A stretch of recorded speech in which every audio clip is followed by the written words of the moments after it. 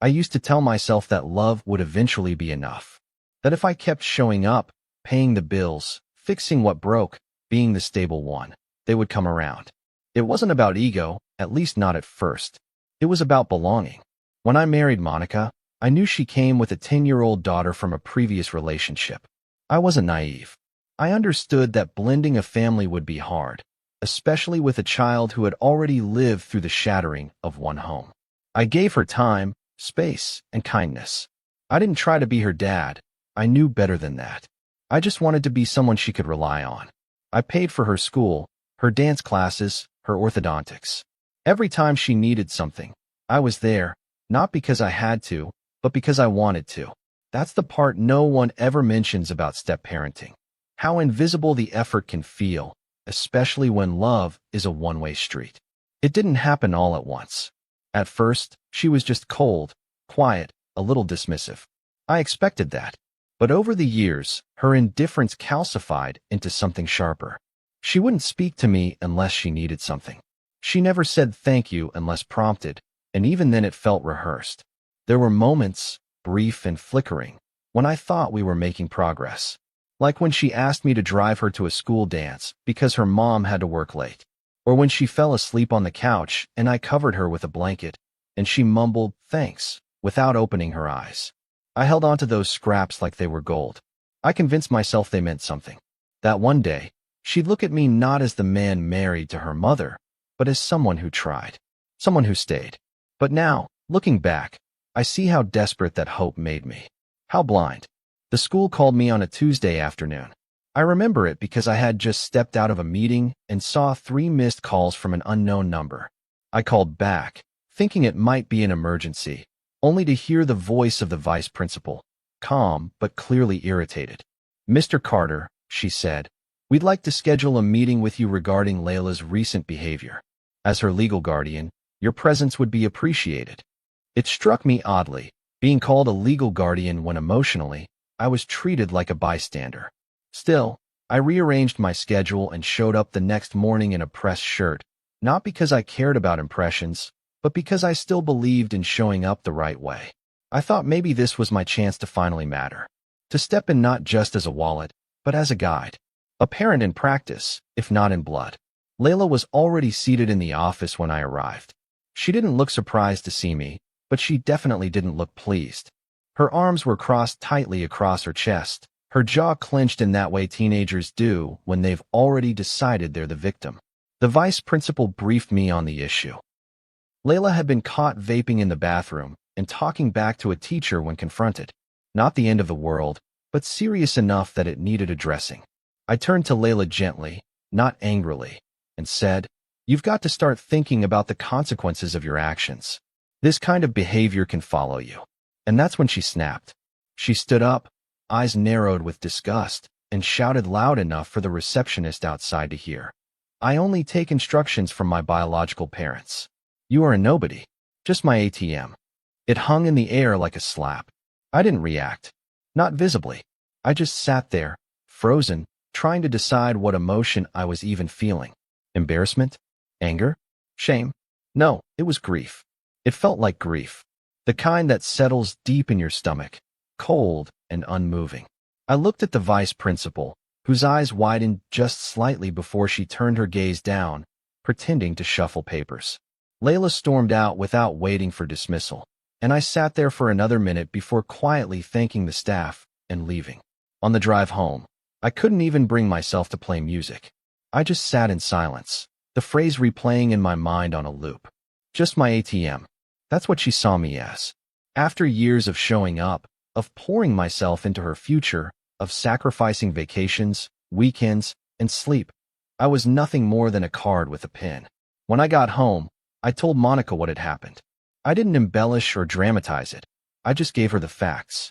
I hoped, irrationally, that she'd be outraged on my behalf. That she'd say, "That's unacceptable.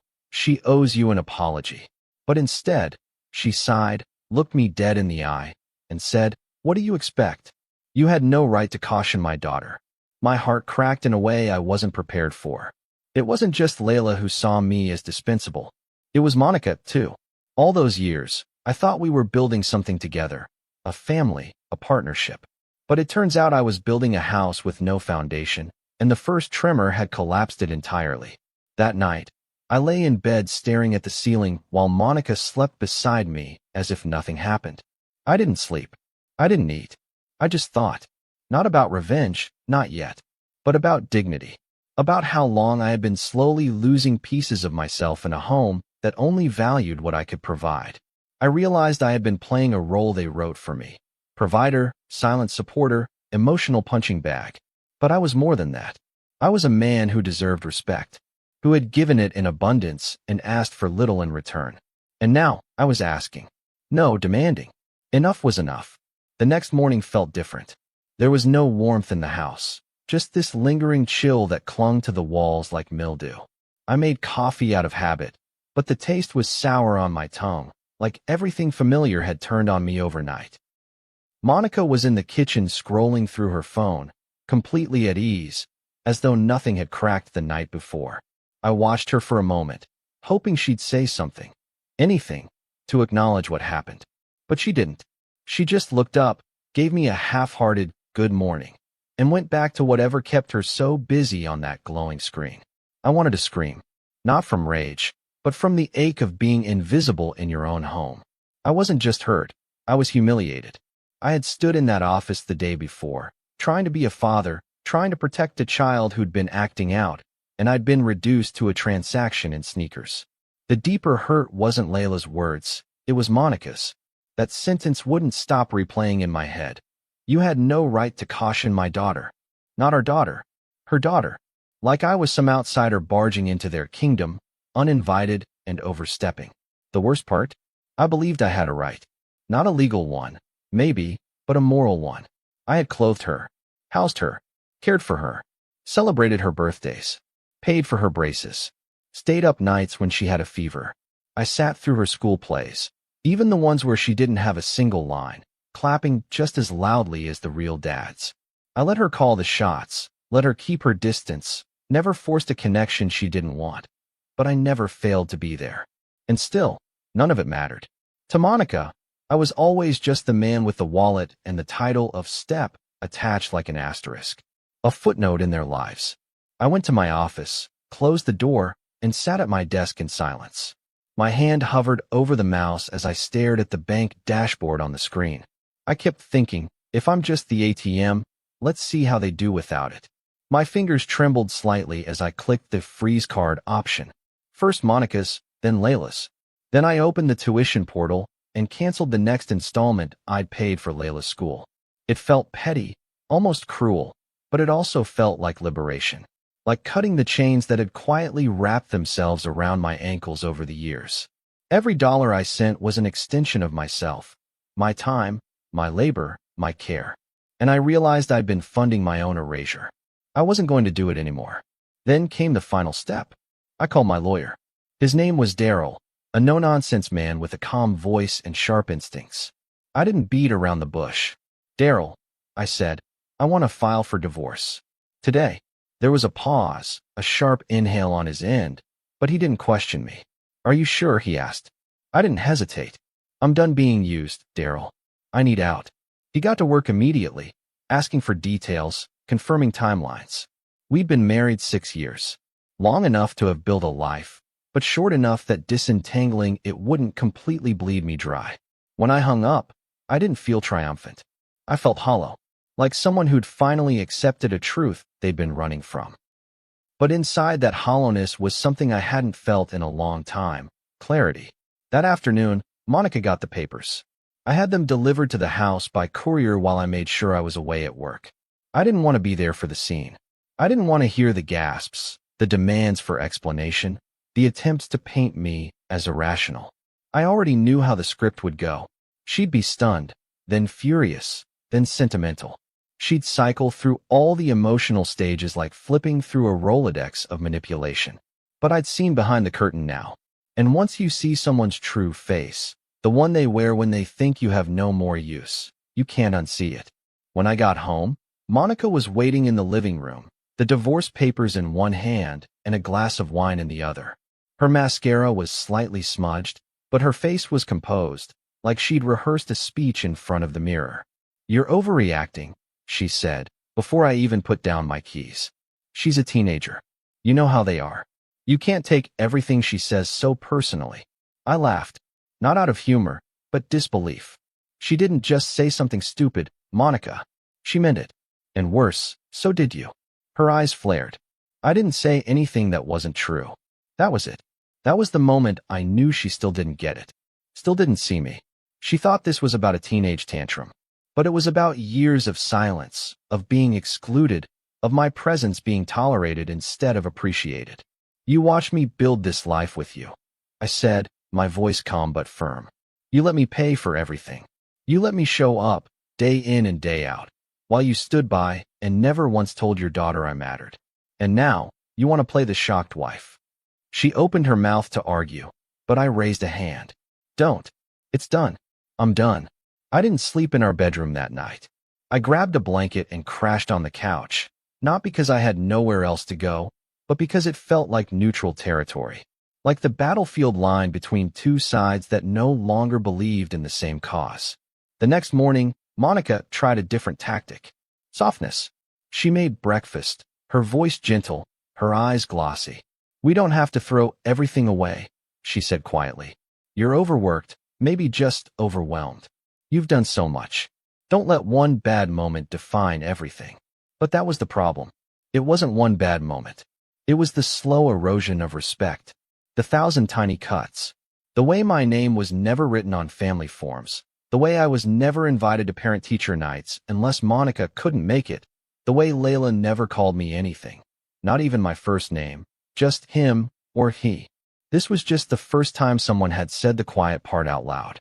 And once it was spoken, there was no way to pretend anymore.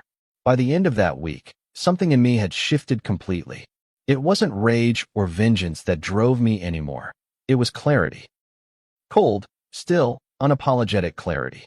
The kind you get after crying all the tears you didn't know you were holding, after speaking every sentence in your head 100 different ways and realizing none of it would have mattered anyway. It wasn't about how I said it. It wasn't about timing. It was about being in a household where I was never truly in the household. A guest, a provider, an outsider standing inside a home I helped build. I didn't mean it like that. I sighed, placing the wrench down and finally turning to face her fully. Intentions don't pay back the years I gave without question. They don't undo the silence I swallowed every time she ignored me, or you looked the other way. The paperwork moved quickly. Daryl was efficient, and I didn't contest much. I didn't want revenge. I didn't even want the house. I just wanted out. Peacefully, cleanly, completely. I offered Monica enough to keep her and Layla stable. Just enough so no one could accuse me of being cruel. But I cut the lines tying us together. No more joint anything. No more financial overlap. No more morning coffee in a kitchen where I wasn't welcome unless my presence served a function. I packed my things over the course of a few days, moving into a small 2-bedroom apartment across town. It wasn't glamorous, but it was mine. Mine in a way the big house never was. And every night I slept there, even on an air mattress the first week, I felt more grounded than I had in years. The fallout came in waves. First, the calls, Monica, Layla, even Monica's mother, each with their own version of "you're making a mistake." Monica's mother was the only one who wasn't angry. She sounded sad, disappointed. "You were good to them," she said quietly over the phone. "Better than most would have been." I nodded, not sure what to say. Because what do you say when even the people outside your marriage can see what you were carrying alone? The second wave came through text. Layla, furious, calling me selfish, cold, a quitter. "You're just proving what I always thought," she wrote. "That you were only ever pretending." I stared at the message for a long time, not angry, not even surprised. Just tired. I didn't respond. What was there to say? You can't reason with someone who only ever saw you as a service, not a person. What got me most, though, was the silence that followed. The sudden vacuum of noise. No more footsteps running through the house. No more Monica's voice on speakerphone in the morning. No more Layla slamming her door at the end of every argument. The quiet should have been peaceful, but at first, it felt like grief. Like a funeral for the version of me that believed this could ever work. But in that silence, I began to heal. I started cooking again, not for anyone else, but for myself. I went on walks in the evening without waiting for anyone to ask where I was going. I read books. I listened to music that wasn't interrupted by teenage complaints or Monica's endless to-do lists. Slowly, I reclaimed my name. Not Dad, not Step, not him, just me. One evening, about 3 weeks after I moved out, I got a letter. Handwritten. From Layla. I almost didn't open it. I thought about tossing it, assuming it was just another attack disguised as vulnerability. But curiosity won. Inside, she wrote only a few lines. I didn't mean it. Not really. I was angry. But I still don't know how to see you as anything but someone who wasn't there at the start. I'm sorry if that hurt you. It wasn't enough. Not an apology. Not a reckoning. But it was the closest thing to truth she'd ever offered. I folded the letter and tucked it away. Not because I forgave her, but because part of me had needed her to say it, even if it came far too late. The knock came on a Sunday afternoon, the kind of quiet day I had come to appreciate. I'd just finished folding laundry, my own, for once, not the endless rotating piles of theirs, and was halfway through a documentary when I heard it. Slow, deliberate, but heavy. Like the knuckles hitting the door carried guilt instead of skin. I didn't even need to check the peephole. I felt it in my bones. Monica. I opened the door, and there she stood, dressed casually. No makeup, her hair pulled into a bun that used to mean she wasn't in the mood to argue. But her eyes? They gave her away. Red-rimmed. Puffy. She'd been crying. For how long, I didn't know. But the moment we locked eyes, I realized she had finally stepped into the truth I'd been living in for years. Only now, it was too late to share the space. I didn't come here to fight, she said softly. Can I come in? I hesitated, not because I was tempted, but because I needed to remind myself that boundaries don't mean cruelty. They mean protection, and I wasn't about to let my peace be violated by nostalgia or guilt. No, I replied plainly. Say what you need to say here. Her mouth twitched, almost a flinch. She hadn't expected that. For years, she had known me as the man who always made space, always compromised, always gave in even when it cost me. But that man was gone. In his place was someone who knew that self-respect isn't stubbornness, it's survival. She nodded slowly, wrapping her arms around herself like she was suddenly cold. I miss you, she said. I miss us. And I know I messed up. I know I should have stood up for you. I was scared of losing her respect, and in doing that, I lost yours. There it was. The confession I thought I'd needed. But hearing it didn't feel like vindication. It felt hollow, because you can't rebuild trust in the shadow of convenience. And it was convenient now for her to miss me, to see me, to remember the man who buffered her chaos and kept the household from tipping over. But where was that recognition when it mattered? When I stood in that school office being humiliated by a child. When I came home and poured out my pain, only to be told I had no right. It wasn't just what she said back then. It was the absence of defense, of love, of solidarity. I looked at her now and didn't see a partner. I saw someone who was sorry for the fallout, not the damage. Why now? I asked. Not accusingly, just plainly. Because it's harder than you thought without me? Her eyes filled again, and this time she didn't try to hide it. It's not just that, she whispered. It's everything. I didn't realize how much you held us together. I didn't see it because I didn't want to admit that I couldn't do it all. And when Layla said what she said, I froze. I should have corrected her. I should have told her she was wrong. But I didn't want to upset her. I didn't want to make things worse. I was scared. I let the silence sit between us for a moment, letting her words linger. Then I nodded. You chose fear over respect. And now you're dealing with the consequence of that choice. Her hands trembled. She reached out, just slightly. Can we just talk? Please. I stepped back, not out of fear, but out of firm resolve. We're talking, I said. But not in there. Not in my space. That's mine now. I watched something flicker in her eyes, the dawning realization that this wasn't a punishment. This was a line, a boundary, and she wasn't used to me drawing those. She was used to access, to forgiveness offered like water, freely, endlessly. And I had once been that man, but not anymore. Then came the part one was dreading, her attempt to use Layla as a bridge. She regrets what she said, Monica offered. She's a kid. She didn't understand what she was doing. I shook my head, calm but unwavering. She's old enough to speak. She's old enough to be accountable. I'm not asking for perfection, but I will not return to a home where I'm treated like a transaction. And I will not unfreeze her tuition just because she suddenly realized her grades matter. Actions have consequences. She made her feelings clear, and so did you. Monica began to cry then. Not loud, dramatic sobs, but quiet, exhausted tears. The kind people cry when they realize the outcome won't change. I still love you, she whispered. I believed her. But love, I'd learned, wasn't the same as loyalty. And it definitely wasn't the same as respect. I know, I said. But love isn't enough when it comes without protection. And I won't go back to being the only one protecting anyone. I stepped inside and gently closed the door between us. Not to be cruel, but to be clear. I leaned against the wall, heart thudding, not from regret, but from the ache of finality. I hadn't wanted to be right about them. I had wanted so badly to be wrong, to find out that it was just a bad week, just a misunderstanding. But what they showed me, especially in my most vulnerable moment, was that I was alone. And no one, no matter how resilient, can live inside a family where they are emotionally homeless. The next few days were quiet. No more knocks. No more calls. Just a long silence where the echoes of that life I left tried to haunt me. But I refused to let it. I went about my routines. I started therapy. I even picked up a hobby I'd abandoned years ago, woodworking. I found peace in the simplicity of creating something with my hands. Something real. Something that wouldn't turn on me when it no longer needed me. My therapist asked me once if I thought Monica and Layla truly loved me. I sat with that question longer than I expected. Finally, I said, I think they loved the version of me that didn't ask for anything back. The thing about walking away is that people think you're bluffing until the dust settles and you don't come back. That's when the real unraveling begins. Not just theirs, but yours too. I wasn't naive.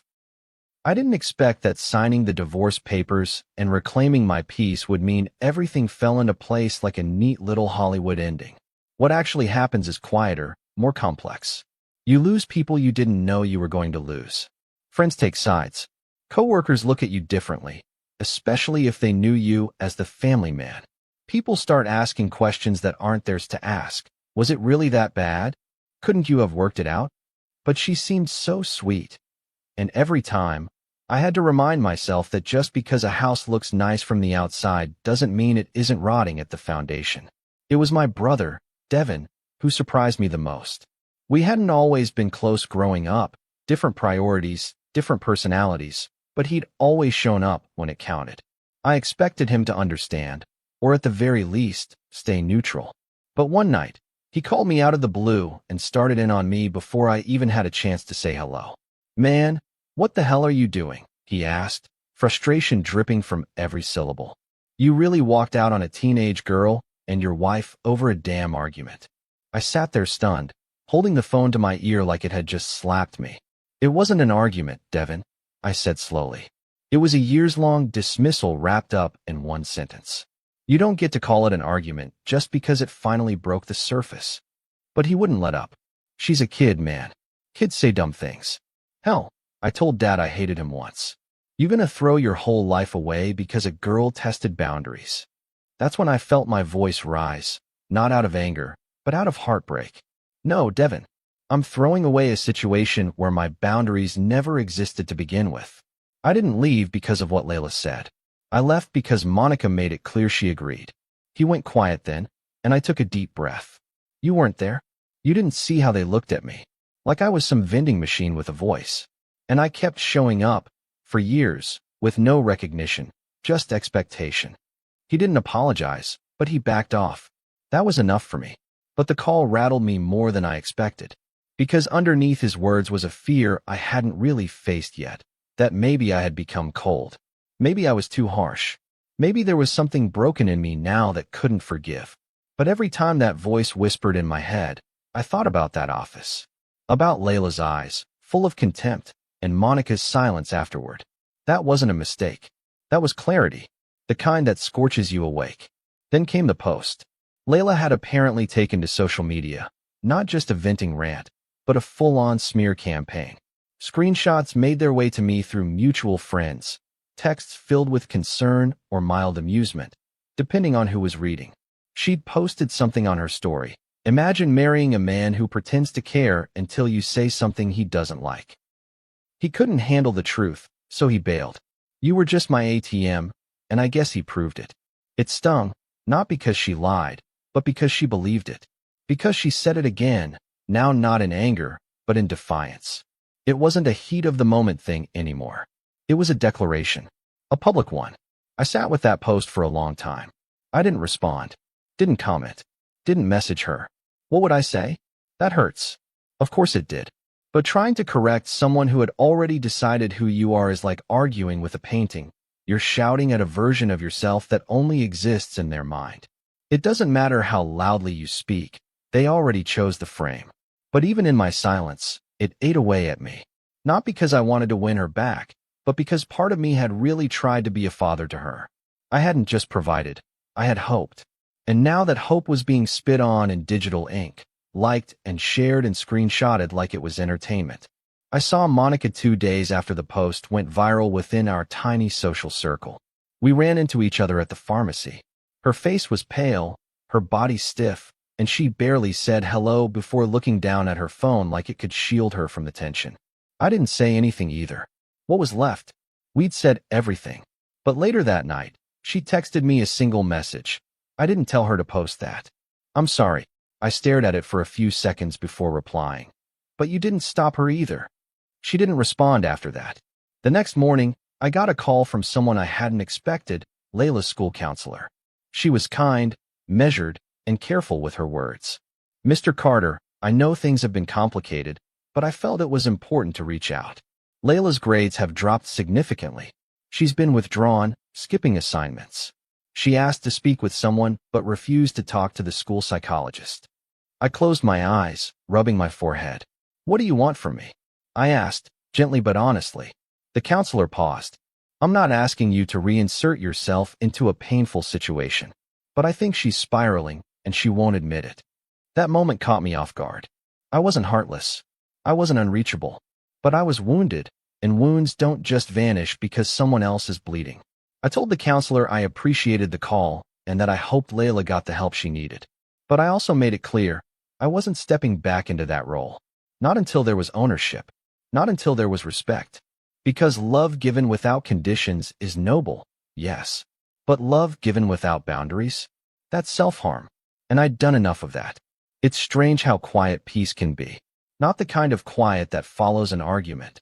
Awkward, loaded with tension, but the kind that settles in when you finally stop trying to be what everyone else needs. That's the quiet I live in now. It fills my apartment like morning sunlight, soft and unassuming. There's no teenage door slamming, no muted insults slithering through the walls, no cold shoulder from across the dinner table. Just silence. My silence. For a while, I didn't trust it. I'd wake up expecting a new crisis, half thinking I'd hear Monica yelling from another room, or see Layla's name flash across my phone with some dramatic new jab. But nothing came. Just the sound of my own breath, the low hum of the fridge, the city outside moving on without me. And eventually, I started moving on too. I still think about them. Not with bitterness, not anymore. But with a kind of heavy acceptance, like remembering the warmth of a fire that also burned you. I wonder if Monica regrets more than just the outcome.